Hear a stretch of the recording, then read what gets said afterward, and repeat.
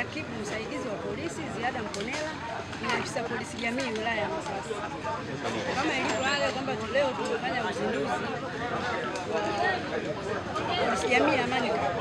Ni mchezo wa polisi jamii ambao kwa jina tunaitwa kama polisi jamii Amani Cup.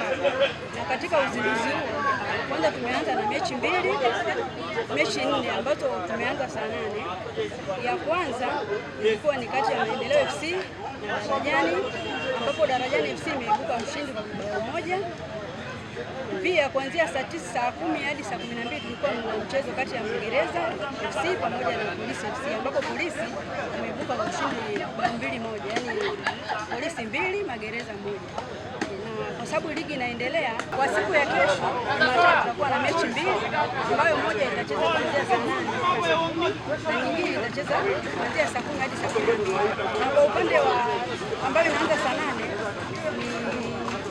ni Mkuti Center pamoja na Maendeleo Youth, na ambayo itaanza saa 10 ni Veterani FC pamoja na FC. Hizo ndio timu zetu za kesho. Wengi kwa sababu michezo ni burudani. Hapa tunafurahi kwa pamoja. Alafu pia kwa sababu lengo letu kubwa ni kuhamasisha amani, kuendeleza amani iliyopo, pia kujenga mahusiano mema, kwa sababu tunapokuwa na mahusiano nadhani kila kitu kinaenda sawa. Kwa hiyo nawahamasisha jamii kwa ujumla kuja kushiriki katika mashindano, waje kuangalia, sababu ni burudani kama kawaida.